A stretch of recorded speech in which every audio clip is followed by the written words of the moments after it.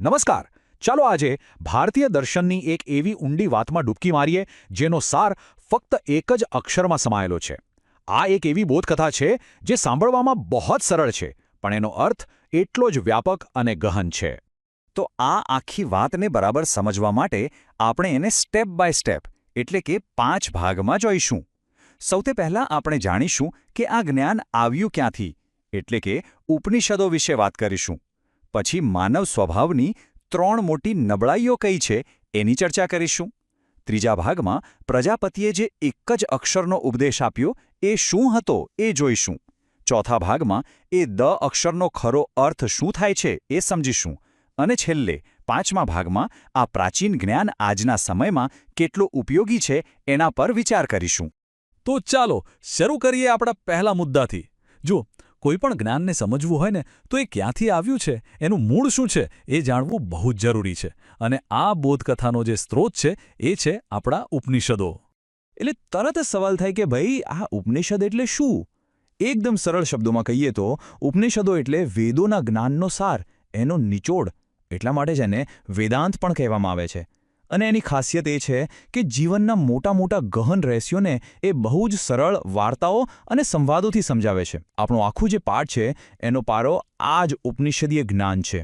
અને હા, ખાસ કરીને આજે જે બોધકથાની આપણે ચર્ચા કરવાના છીએ એ આવે છે બૃહદારણ્યક ઉપનિષદમાંથી. આ ઉપનિષદ સૌથી જૂના અને સૌથી મુખ્ય ઉપનિષદોમાંથી એક ગણાય છે. એટલે આપણી આખી વાતનો આધાર આ ગ્રંથ છે. ચાલો હવે આવીએ વાર્તાના એકદમ કેન્દ્રમાં. ઉપનિષદ અહીં માનવ સ્વભાવનું એટલું સૂક્ષ્મ અવલોકન રજૂ કરે છે. એ કહે છે કે આપણે બધા દેખાવમાં ભલે એકસરખા લાગીએ, પણ સ્વભાવની દૃષ્ટિએ આપણામાં મુખ્યત્વે 3 પ્રકારની નબળાઈઓ જોવા મળે છે. તો આ 3 ખામીઓ છે કઈ? ચાલો જરા ઊંડાણમાં સમજીએ. પહેલા પ્રકારના લોકો એ છે જેમનામાં આત્મનિયંત્રણ બિલકુલ નથી, જેઓ બસ પોતાની ઈચ્છાઓ અને ઇન્દ્રિયોના ગુલામ બનીને જીવે છે. બીજા પ્રકારના લોકો છે કૃપણ, એટલે કે જેમની પાસે ઘણું બધું છે પણ એમાંથી કોઈને આપતા નથી, બસ સંગ્રહ જ કર્યા કરે છે.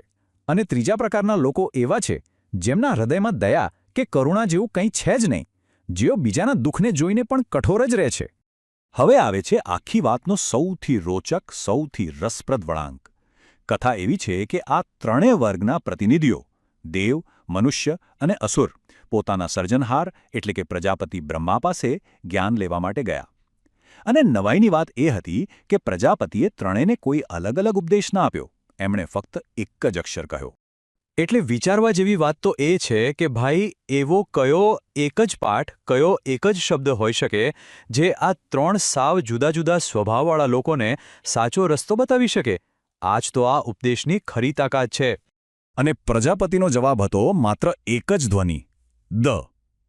એવું કહેવાય છે કે આખા વિશ્વના સાહિત્યમાં કદાચ આનાથી નાનો કોઈ ઉપદેશ નથી, પણ અર્થની દૃષ્ટિએ આનાથી મોટો પણ કોઈ ઉપદેશ નથી.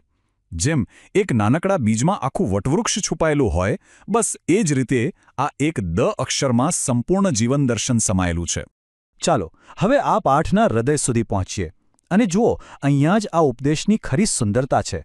પ્રજાપતિએ તો ફક્ત દ ધ્વનિ કહ્યો, પણ 3 જૂથોએ પોતપોતાની નબળાઈ અને પોતાની જરૂરિયાત પ્રમાણે એનો અલગ અલગ અર્થ કાઢ્યો.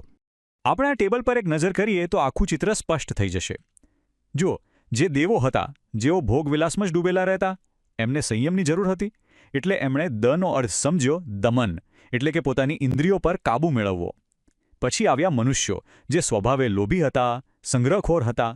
એમણે દનો અર્થ કર્યો દાન, એટલે કે આપણી પાસે જે કંઈ છે તે બીજાને આપવું. અને છેલ્લે હતા અસુરો, જેઓ ક્રૂર અને હિંસક હતા.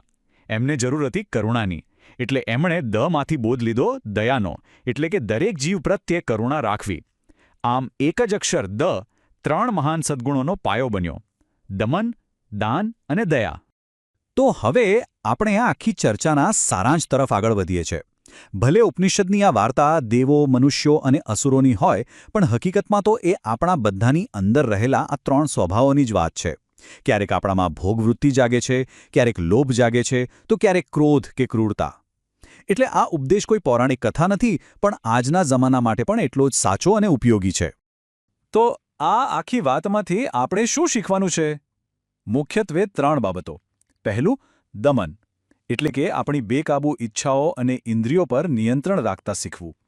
બીજું, દાન, એટલે કે આપણી પાસે જે પણ છે, પછી એ જ્ઞાન હોય, ધન હોય કે સમય હોય, એને બીજા જરૂરિયાતમંદો સાથે વહેંચવું. અને ત્રીજું, દયા, એટલે કે દરેક જીવ પ્રત્યે સહાનુભૂતિ અને કરુણાનો ભાવ રાખવો. સાચું પૂછો તો આ 3 દ જે એક સારા જીવન અને સારા સમાજની ચાવી છે. અને જુઓ, ઉપનિષદનો જે અંતિમ સંદેશ છે ને, એ ખૂબ જ પોઝિટિવ છે, ખૂબ જ આશાવાદી છે.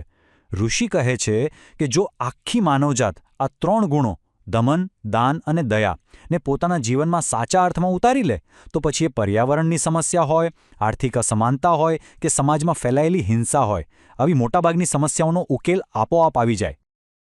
फ्रेंड्स, इस वीडियो को पूरा देखने के लिए आज ही फ्लेक्सी टीचर ऐप सब्सक्राइब करें, जहां आपको मिलेंगे animated videos, digital books, text book solutions, notes, DPP और क्विज.